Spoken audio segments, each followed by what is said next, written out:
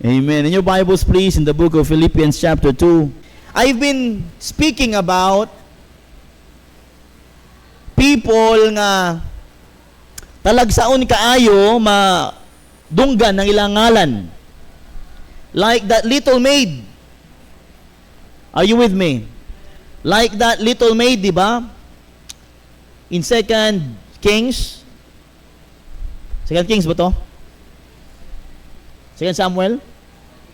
2 Kings? Tama lagi ko. Di ba?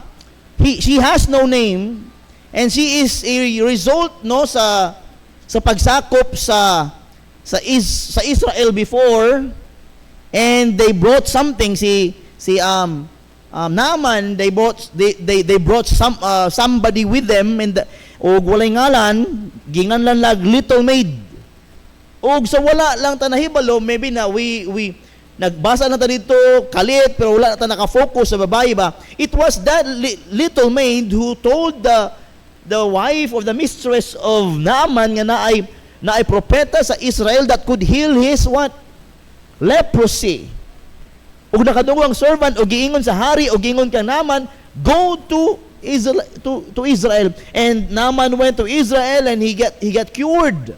See that? Little maid, little statements, simple nga mga stories, simple nga mga himo nga mga ministry, yet impacted so much in the life of Naaman. Kung wala atong baying gamay igsuon, dili ka dungog si Naaman nga naaday pwede siyang maayo from his leprosy.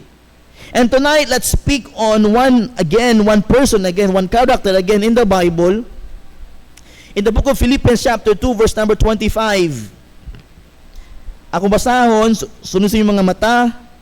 Yet I suppose, verse 25, yet I suppose it necessary to send to you Epaphroditus. Good name, no? Epaphroditus. My brother, kinsa daw, Epaphroditus, ingon ni Pablo, my brother and companion in labor and fellow soldier, but your messenger, and he that ministered to my wants. Dili lang siya igsuon si Epaphroditus, brother to Pablo, companion in labor to Pablo, or fellow soldier to Pablo, but a messenger of the church. And he that ministered to my wants. No, sa mga ministry ni Pablo, even though nasa prison this time, but he never stopped sa mga ministries. He keeps on writing to the churches nga iyahang giplant. And here si Epaphroditus is very useful para kang Pablo in verse number 26. For he longed after you all. Ganahan siya. Amen. Si Epaphroditus to be ang gina-offer yung kaugalingon to work for the ministry, and was full of heaviness because that he had heard that he had been sick. So si Epaphroditus gasakit. Verse 27, o nahimo ning very interesting now. For indeed he was sick nigh unto death. Amen. Ang iyang sakit duol sa kamatayon. But God had mercy on him. And not on him only, but on me also, lest I should have sorrow upon sorrow. I sent him therefore the more carefully, that when ye see him again, ye may rejoice. Amen? Ye may rejoice, and that I may be the less sorrowful. Are you following? Verse number 29, receive him therefore in the Lord with all gladness, and hold such in reputation. Verse number 30 is a good verse. Tanawa na. Because for the work of Christ, he was nigh unto death. What? Because of the work of Christ, he was nigh unto death. No? Tungod sa ministeryo, tungod siyang trabaho di kang Kristo, hapit siyang mamatay.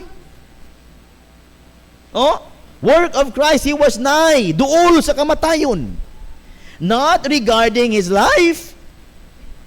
Are you following, please? this testimony of Epaphroditus is so good for our lives today. Amen. This servant of God here did his very best just to do the work of the ministry of Christ. Doing the works of Christ, he was nigh unto death, not regarding about his life. Wa siya naghuna-huna siyang kinabuhi to supply your lack of service toward me. Ang ubang membro simbahan nangatalaw na tungod kay kung na mahibalo nga you are working with Paul, you are what? Near to persecution or even to prison or even to death. But not Epaphroditus. He was, because of for the work of Christ, he was nigh unto death, not regarding his life to supply your lack of service toward me. Ang trabaho sa uban, gitrabaho na ni Epaphroditus. Ang dapat ginatrabaho nila, gitrabaho na ni Epaphroditus. That is how good servant Epaphroditus is. Now tonight, mga igsoon, let's focus the spotlight on this very humble servant, Epaphroditus. And I want to entitle this message tonight, A Man Who Risked It All. A man who risked it all. It is so risky in his time. His leader, Pablo, was in prison. The church was in persecution. And if they know you that you are working for Christ, they may put you to death or kill you. But this man, Epaphroditus, doon sa kamatayo na iyang kinabuhi, nagsakit pa siya, but he risked his all for the cause of Christ. Not just for the Apostle Paul, but for Christ. I know exactly, mga igsoon, kaning si Epaphroditus, wala na siya nagtrabaho para kang Pablo. Amen. He is working for the apostles for the name and for the cause of Christ. Igsoon ka na nga title, A Man Who Risked It All, even his life. Igsoon, sa karon nga mga panahon, can we do that? Can we risk our life for the glory and for the cause of Christ? Dili sa yon. But let's learn tonight from the life of Epaphroditus. Let's pray. Oh Father in heaven, we thank you, we praise you, Lord, we adore you tonight. Father, thank you, Lord, for having us all here. And Father, I pray that you would bless this message. Use me, Lord, in your way mightily. Hide me, Lord, behind your cross, and let this message, Lord, nga madunggan sa tanan about your servant Epaphroditus.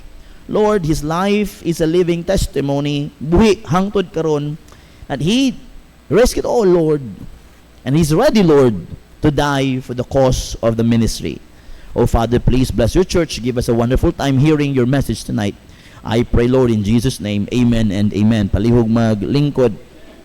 Now, kung imong studyuhan mga igsoon, kaning Philippians chapter number 2, ang mga above nga mga verses, lahi ra gid kaayo kay kaning nga chapter nagisgot manig kalipay. Amen. Kaning nga chapter kay mong basahon verse 1 down to verse number 20, it spoke about joy, rejoicing. Verse number 2, tanawad na ingon ni Pablo, fulfill ye my joy, that ye be like-minded. Verse number 16, holding forth the word of life, that I may rejoice in the day of Christ.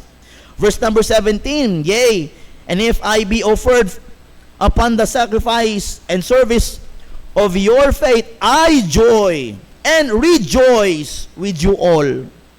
Verse 18, for the same cause also do ye joy and rejoice with me.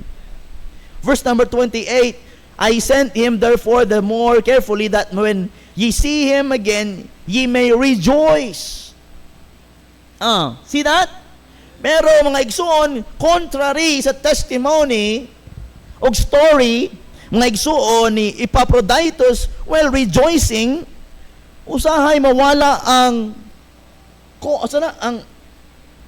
unod sa pagkalipay tungod kay grabe ba ang kaagi din ni Pablo og ni Epaphroditus. Grabe, dili ilalim ang kaagi po sa church. As I study, as I read mga igsoon, tinuod kayo ni nga naagyo'y kalipay gihapon bisan taliwala sa mga kabudlayon. Naminaw mo, ana? Tinuod ay ang kalipay gihapon, na kalipay gihapon, maskin pa taliwala sa mga kalisudan, sa mga kalisud. Amen? Si Pablo, tanawon mo, he was in prison, but he has this joy in his heart. Epaphroditus, nalipay sa paghimo sa buloton sa Ginoo, that even in circumstances, in hardship, and in trouble, even in death, or even in sickness, still makarelate siya sa word nga joy. So makita nimo diri karong gabi nga pwede ka malipay in spite sa mga trahedya na nakahitabo sa imong kinabuhi. Pwede na ay kalipay igsuon sa mga taliwala sa mga presensya sa mga problema. Amen. Reading about Paul in his ministry, dili lalim yang gipang-agihan. Dili lang si Pablo hangtod storya. Huwag mong basangon yung kinabuhi, no? How many times nasa shipwreck, how many times nagulpi siya, how many times na persecute siya, how many times na nabugbog siya, how many times na yung gipang-agihan niya, dili sa yon. Pero he keeps on saying there's joy in serving Jesus. Pero ang mga Kristohanon karon nga mga panahon, problema lay katapat undang nagsimba. Gamay lang sakit sa ulo, di na mo simba, mabag-o na ang mood. Di lang mahagit og kaunta. Suko na.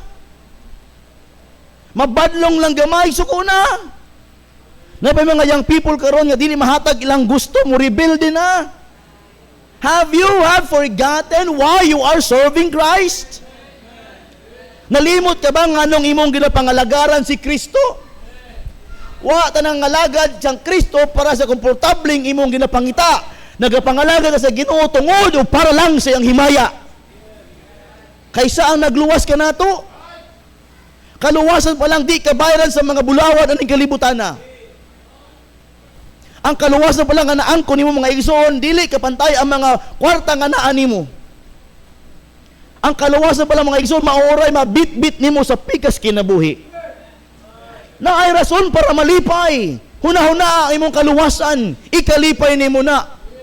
Ang pinaka-importante igsoon gina-enjoy nato atong Christian life. At even in circumstances, even in deep problem, deep poverty, even in the problematic ng mga finances every day in our lives, there's still reasons how and there's reason why to have joy.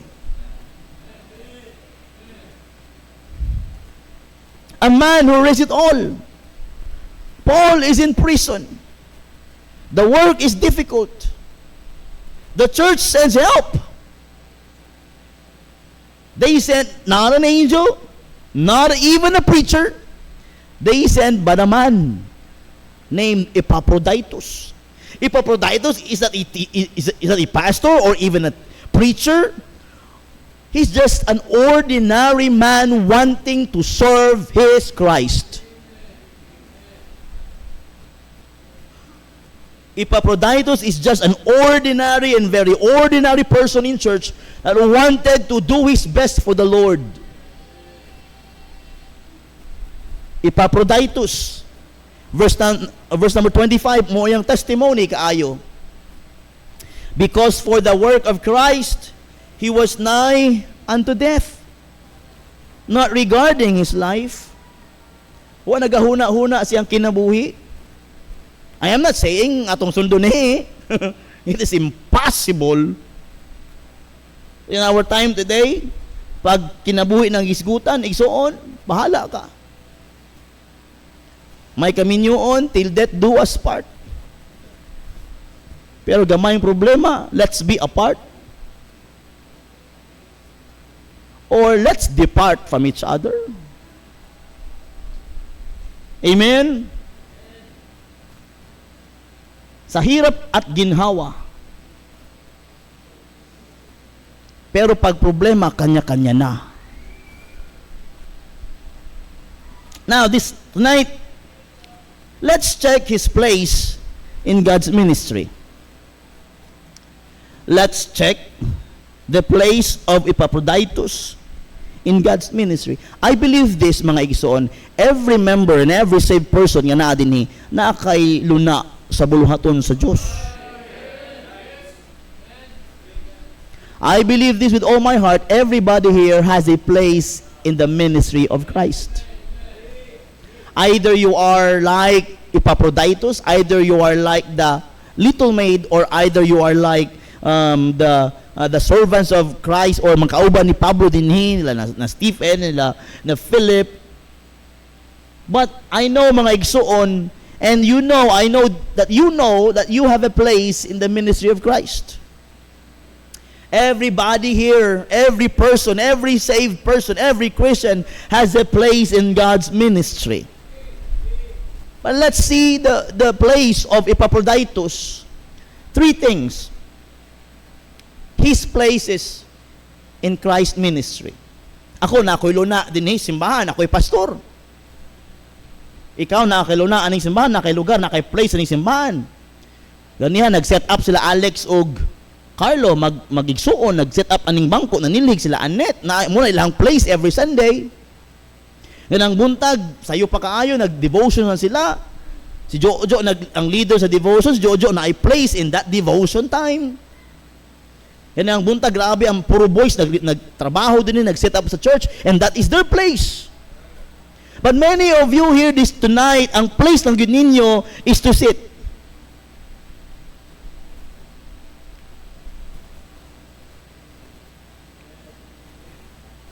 Your only place here in church is to sit. Sit plus compromise. Some of us here, ang atong place ng dinhi is to. Some of us here, ang atong place in the ministry is just to what? Pilion ang mga tanawon kung akin sa nasipyat. Uban sa atong place dinhi is that pungko, pamati, pauli, pabuyag. Some of us here, ang place nato sa church is that Sunday morning lang sa kasimba.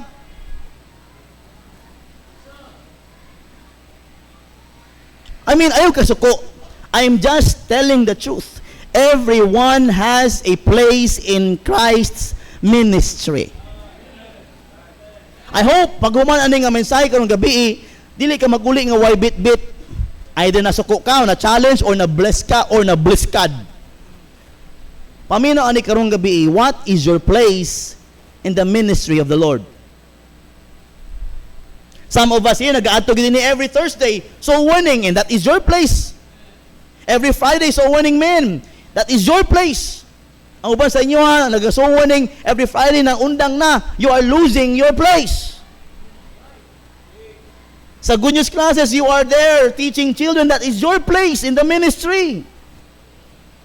Dili ka malipay, ana, that God counts you faithful putting you into the ministry. Amen. Some of us are na-play sa choir, na-play sa mini orchestra, na-play sa groups, sa singing, na-play sa Sunday school, na-play sa every ministry of the church, and praise the Lord. But let me tell you this tonight. Are you willing to risk your all for that place? That sounds strong and mean. But tonight, please, I want to challenge you. Epaphroditus is just an ordinary member of the church at Philippi that is so willing, even in his sakit, he's willing to do the work of Christ.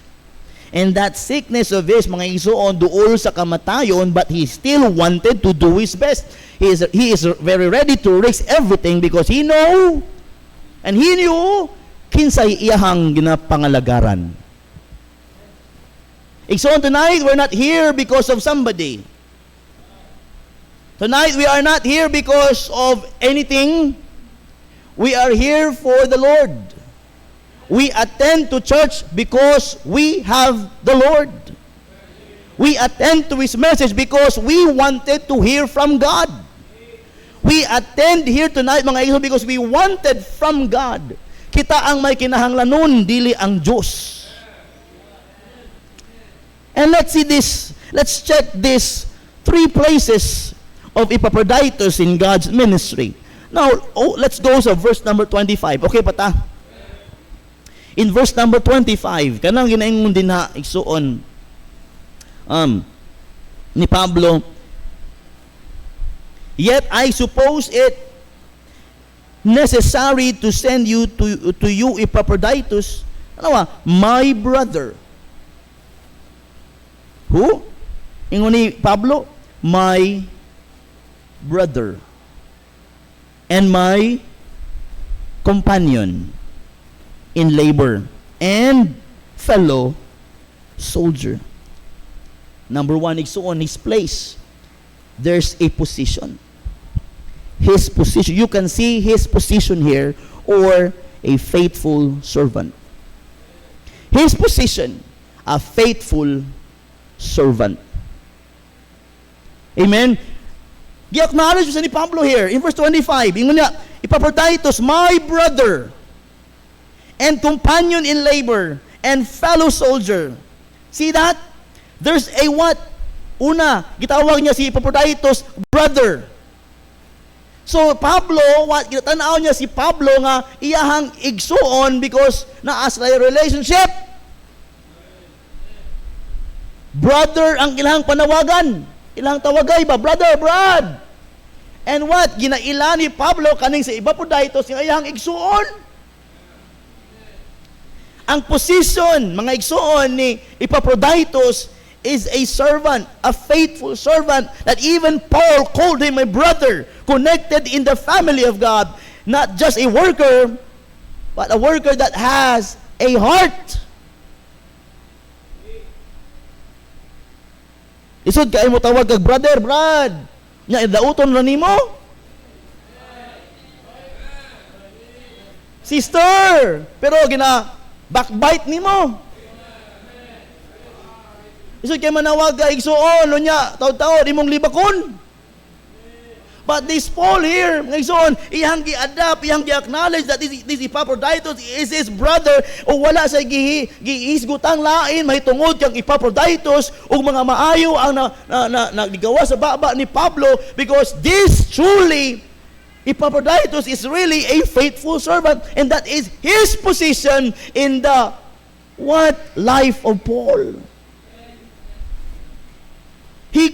Paul called him brother. Hebrews 13:1. Let brotherly love continue. Let brotherly love continue. Let sisterly love continue. Dili ta magnulibakay oy. Dili ta magsira ay oy. Kung ginatawag nimo nga sister nang imo hang ginatawag nga sister, ayaw libak ka. Tawag ka siyangan. Kung ginatawag mo na nga brother ka nang imong ginatawag nga brother, ayaw po na supa ka. Higugma ah. There's when you call someone your brother, your sister, nag-claim ka that you have relationship. And I hope and I pray that the relationship is good. Usa pa, gitawag niya nga a laborer. Uban sila nga laborer. My brother and my companion in labor. Di lang naas na relationship as a brother, but also nakita ni Pablo nga kaning si Epaphroditus a laborer because mga igsuon responsableng tao. Oy, mananungkab. Responsableng tao. Ngayon si Pablo din nga companion in labor. Nakita ni Pablo kung paano mo trabaho ni si Epaphroditus. Responsible. Not idle. Actively serving. Grabe no? Amen. Di lang nga naa sa relationship because Paul called him brother. Gingon pa ni Pablo nga kauban, companion in labor. Nga naman nakita ni Pablo nga responsible kaning si Epaphroditus. I like what 1 Corinthians 15:58 says. Itong mga lines nga, abounding in the work of the Lord. For your labor is not in vain in the Lord. Usa pa ka word na gibutang ni Pablo in verse 25, dili lang my brother and companion in labor, and what? A fellow soldier. Fellow soldier. Amen. In ministry, there's battle. In the ministry, there's battle. Sa buluhaton, sa Ginoo na ay panagyera, oy. Amen. When you step on a battle for God, now, when you step on the battle with God, the devil fights. The devil wanted you nga mahimong struggle in your what? Ministries. Dili ganahan ang yawa nga ganahan ka mo trabaho para sa Ginoo. Dili ganahan ang yawa nga ganahan ka mo gubat uban versus him. The devil wants to destruct you and wanted to destroy you para dili ka maganahan nga magtrabaho para sa Ginoo.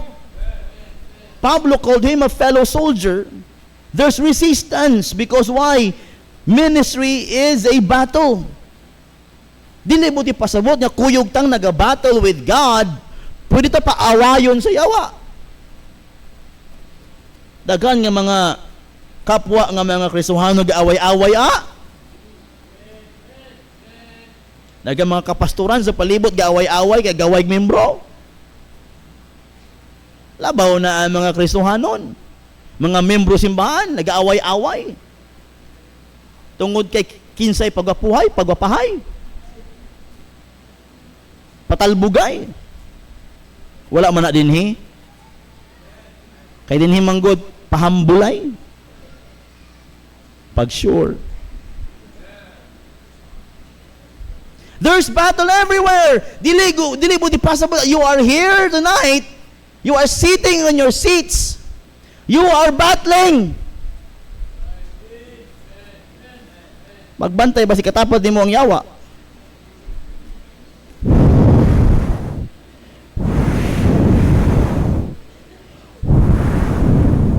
Nagablow si mong pilok aron makatulog. Ganang buntag dito ko naglingkod daghan ko ba? Lami ka pamikturan oy. Ano ba no? Sitting straight. Straight kayong ulo, pati ang mata. Pero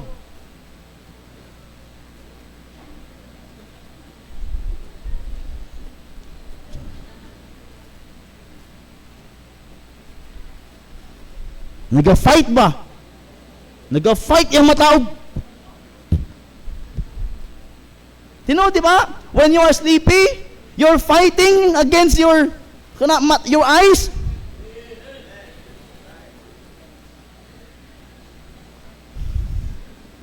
If I were you, magkuha kong toothpick, tukurin na lang na, ano.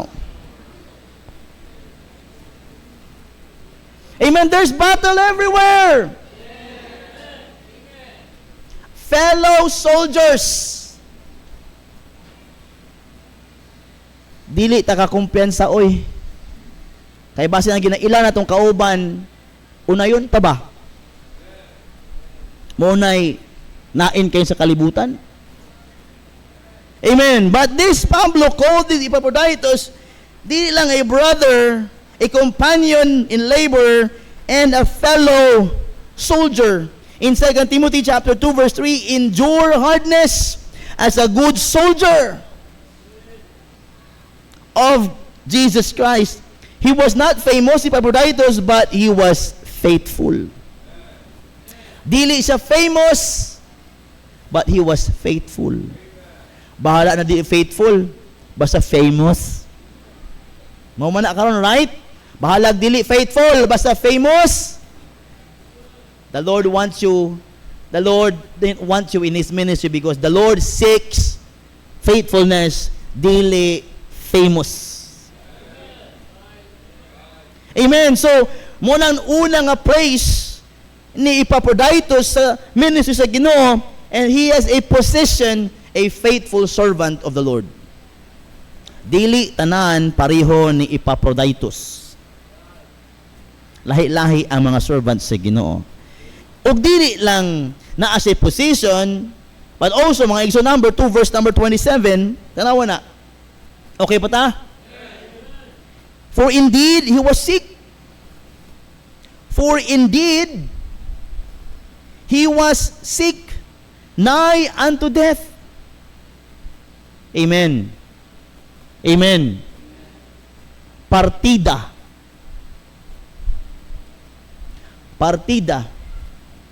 May sakit pa na siya. Faithful pa. But God had mercy on him, and not on him only, but on me also, that I should have sorrow upon sorrow. Ingon ni Pablo, kana siya, di na siya na position nga a servant, a faithful servant of God, but kana siya, we could see his peril. What is peril? Peril means mga igsoon na ay ginaatbang nga mga kalisod. Mga bagay-bagay nga iyang ginakalistan nga delikado para sa iya. Are you with me? If you will read verse number 27, for indeed he was sick, nigh unto death. Mao na yang peril. Mga lagad siya sa Ginoo, pero naay problema. Ang iyang sakit, basi duol sa kamatayon ba? Basin gamay niya painit sa paglakaw-lakaw sa buluhaton, basing ma-high blood siya. Atakiyon siya stroke. There's peril in the ministry when you are what? Putting your faith or feet in the war against the devil, mga igsoon. There's perils everywhere because the devil is putting mga pitfalls in your life, mga bitik sa imong kinabuhi, nga gahulat ang yawa nga kanusa ka mabitik, nga dili ka nakapangalagad sa iya. Ug basin mga igsoon na gina-offer ang yawa sa imuha as bitik, as your peril, aron dili ka na umawala ka na sa pagpangalagad sa Ginoo. Oh, by the way, di lang ang Ginoo naghahatag og mga maayong mga opportunity. The devil also has offers. A peril in your life. Isang maling desisyon mo lang, kaibigan. Isang maling desisyon mo lang. The devil is waiting for your fall. But this servant of the Lord, you could see his peril that is sick, is nigh to the death. But he what? Wala siya nagahuna-huna na. And he keeps himself nearer and doing the will of God. He is very willing to risk everything for Christ's glory. His peril, a costly sacrifice. He's sacrificing himself. He's sacrificing his time. He's sacrificing everything for the glory of God. Mga igsoon, he's not just a servant of Paul.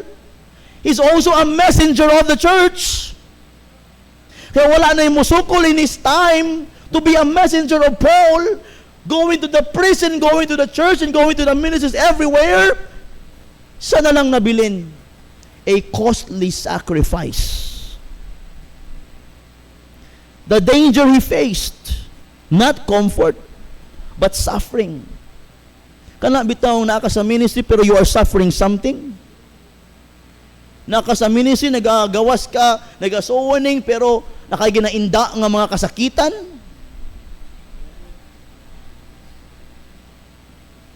Nagatrabaho ka sa good classes, pero ang imong ngipon, kabutuhon, sakit ka, yun, nanapa ka sa tunga-tunga sa lesson, bro.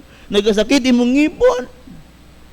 Uusahay, nagakatuli imong mga kagid. Amen. Kana bitaw na ka sa ministry, kalibangon na kay ka, gusto kay ka mauli, you're in trouble. Bugnaw na kay tangkugo, sige lang, mahuman lang ni, di na ni mahulog. Amen. You may laugh tonight, but that's true. Always in the ministry, dili sometimes, and there will be always in the ministry, you wanted to serve God, but there's something that bothers you. Gusto mo lang ka mga laga doon ta, pero nga nahitabo naman nga ni. Gusto mo lang ka mga laga sa Ginoo mo, simbang ni away pa, nangaway pang asawa. Domingo sa buntag, magsimba na lang, mag-away pa. Paminaw ani. Kung naay mangaway nimo kada Sunday morning, ina-stop. Unya nata mag-away humag simba.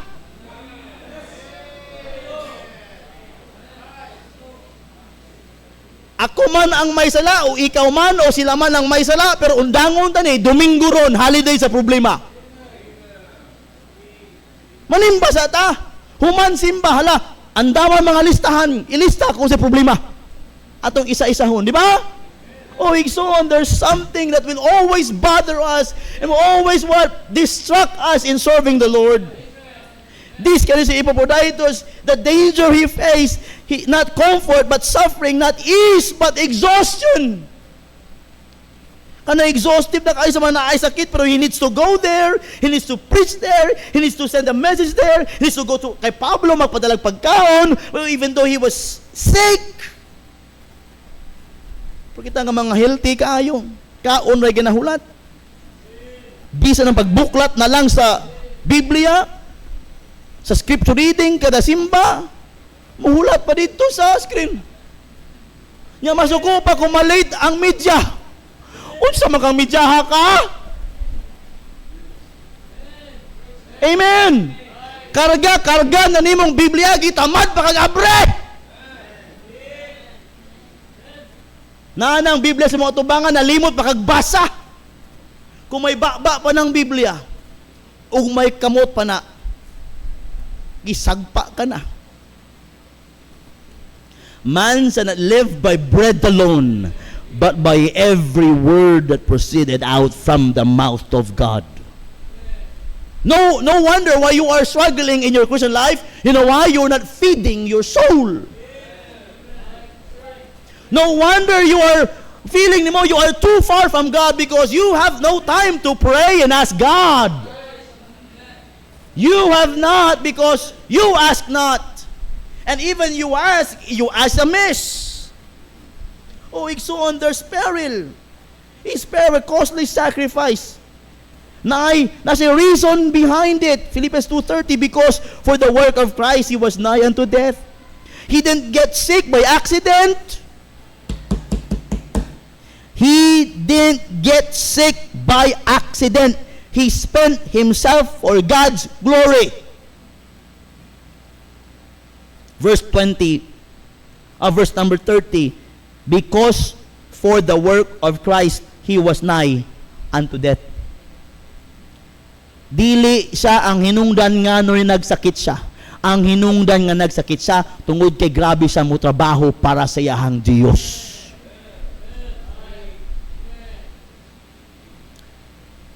He didn't get sick by accident. He spent himself for God's work.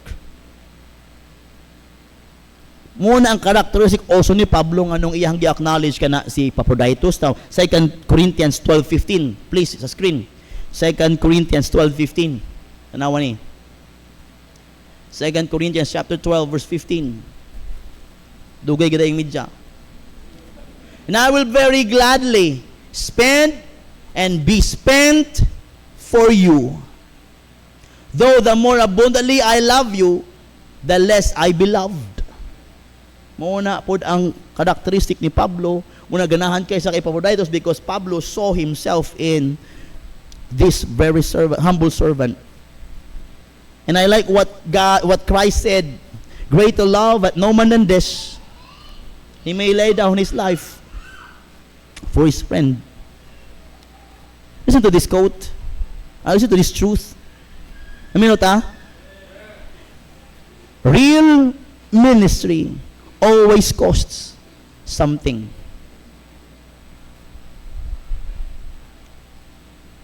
Kristohanon. Nahimo kang Kristohanon kay nahinungdan. Wala ka nahimong Kristohanon sa wala lang. Nahimo kang Kristohanon tungod kay Kristo. Nalimot ka na. Ang tinuuray nga pagpangalagad, dagko ang kantidad. Real ministry costs something. It will even cost a life.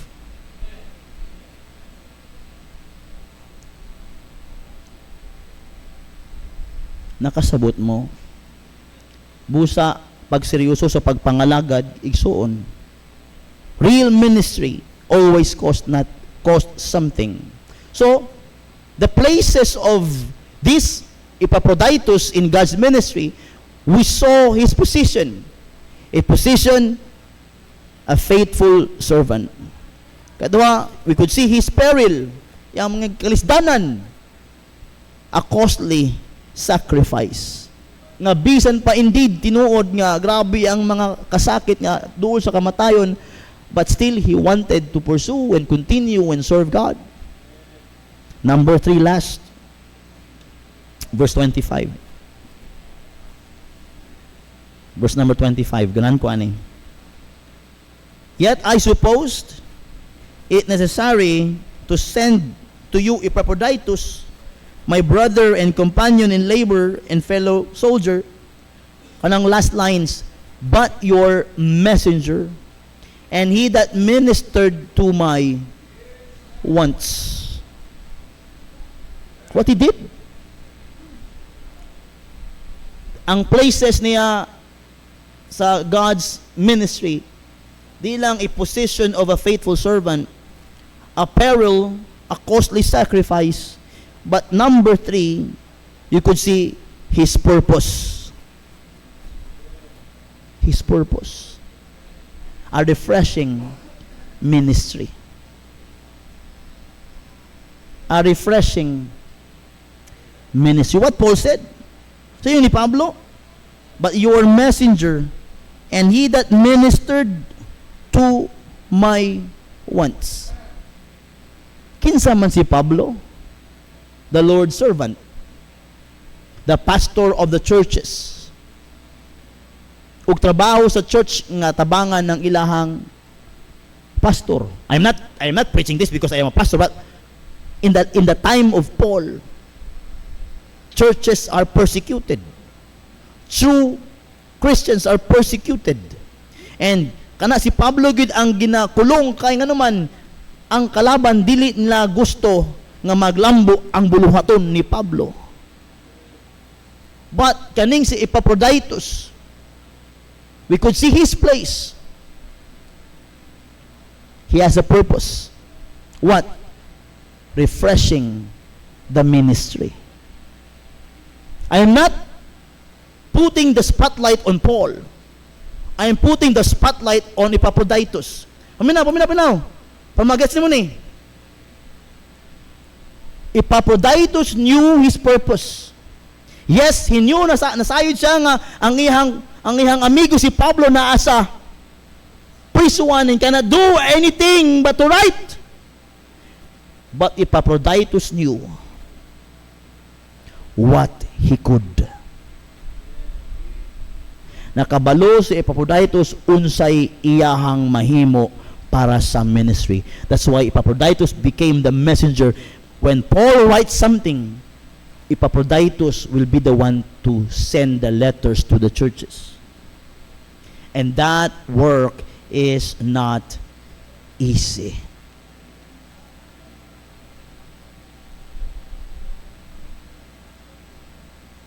Ikaw daw balik-balik sa prisuhan. Ikaw magdalag news para kay Pablo. The church in Philippi is doing good. The church here is doing good. But Apostle Pablo, napud ko'y sad news. And also, when Pablo hears everything, gina-report, Epaphroditus, si Pablo po mahingon sa iya, Epaphroditus, this, imuhan ning himuon, go to this, do this and that. Igsoon, dali ba na nga trabaho? when you know the soldiers is up to the Christians. But the greatest thing is this. Kung si Epaphroditus moadto na sa church, Epaphroditus is refreshing the church. Church, listen to me. Apostle Pablo is just doing good. Let's continue ingon ni Pablo. Let's do more for Christ. A purpose, a refreshing ministry. Daghan kaayo nga nagka-backslide na, daghan kaayo nga sorrowful na, daghan kaayo nga nabalaka na sa buluhaton sa Dios, but Epaphroditus was there refreshing the work.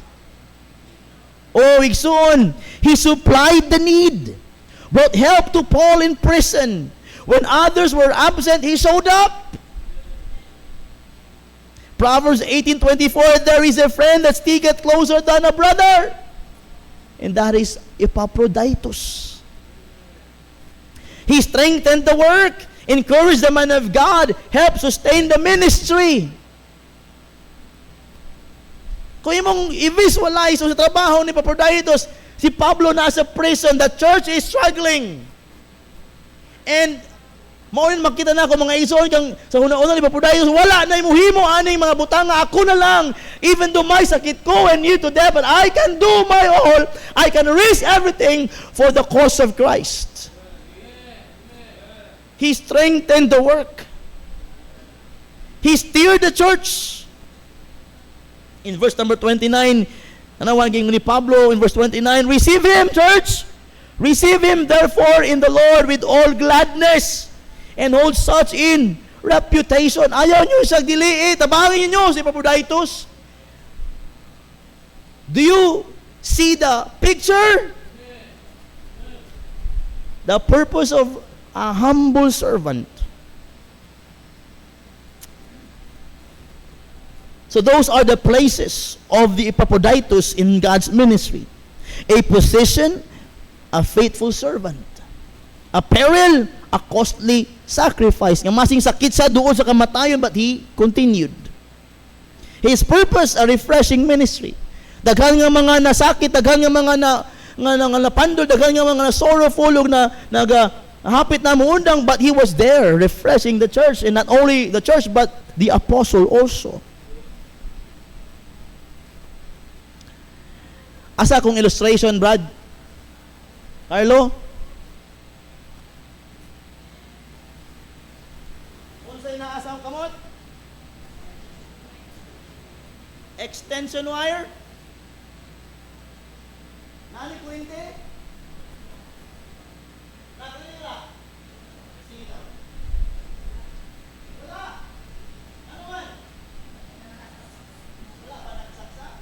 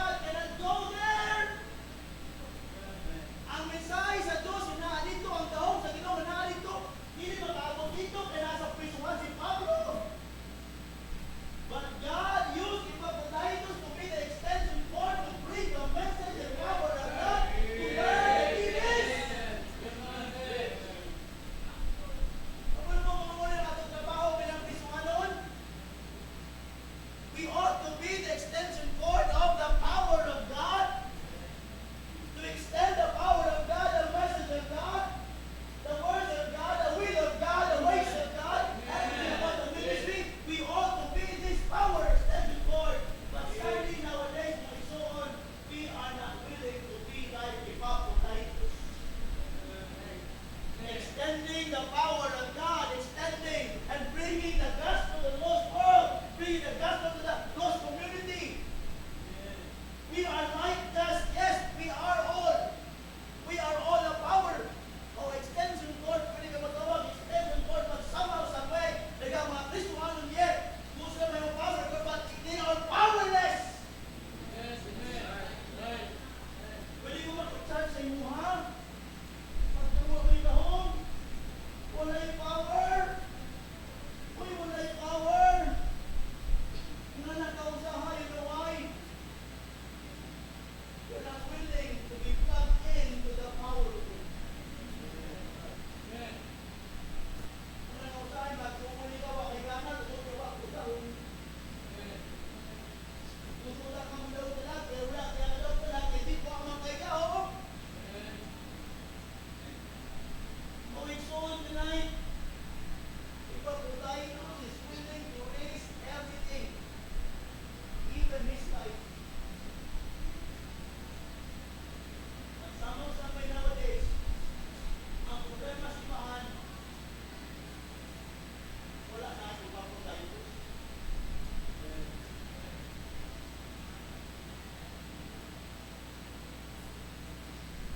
By the way, do you know your place?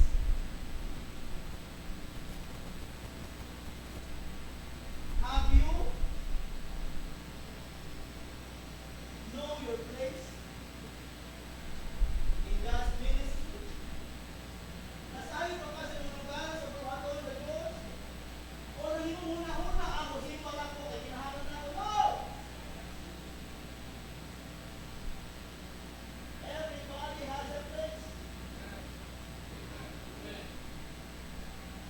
Maybe nung place sympathetic, piano lang ka, but without you pianist in the church, you cannot sing a good song. Or maybe ikaw lang pinakasimple din na choir member. But without you, hindi ma-harmonize ang song. Or maybe ikaw nagalimbo yung simbahan, nagamap simbahan, nagasat simbahan, but without you, di ma-prepare ang atong sanctuary. Everybody is playing a role in God's ministry, but somehow, some way, kinakalitan na ang ilang role and place in the Lord's ministry. Nahimo na tang selfish, self-centered. Igsoon, sa life ni Pablo, in his time, walay kalihian sa ato karon. The devil has been reasoning everything na iya sa Diyos. Listen to these quotes. Umahuman ako. Not all heroes stands in these pulpits. Some serve in the shadows.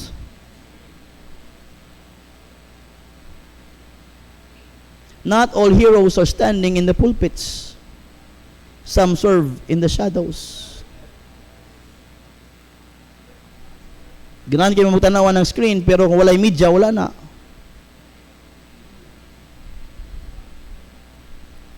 Isa pa. God remembers those who refresh others. God remembers those who refresh or help others. Ganan kay ko ani balik na ginaingon. A life spent for Christ is never wasted. Although Epaphroditus was nigh to death or namatay na siya, but his life is never in vain and never wasted.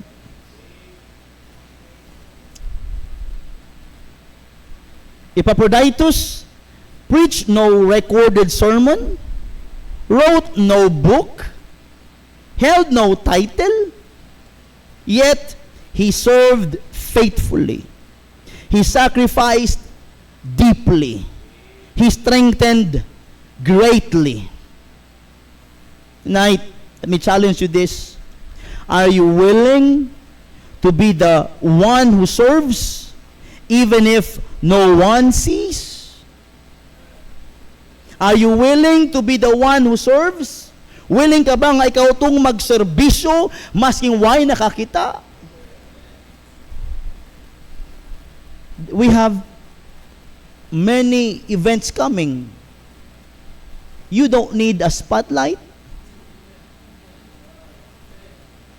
You just need to serve. You don't need the spotlight of men. We just only need the eyes of God. Ang uban nagapangayo, sigahi ko be, iwagi ko be. Pero tinuod nga servant sa Ginoo, di nagkinahanglan sa spotlight para makitaan kang ikaw hero. Because a real servant, he doesn't need spotlights. He just need the eyes of God. Kaya ang Ginoo dili buta ug bungol nga dili ka panalanginan sa imong gihimo para kaniya. You may never be the preacher, the leader, the spotlight, but you can be the one who refreshes the work of God. Last verse and I'll be done. Galatians 6:9 in the screen, please.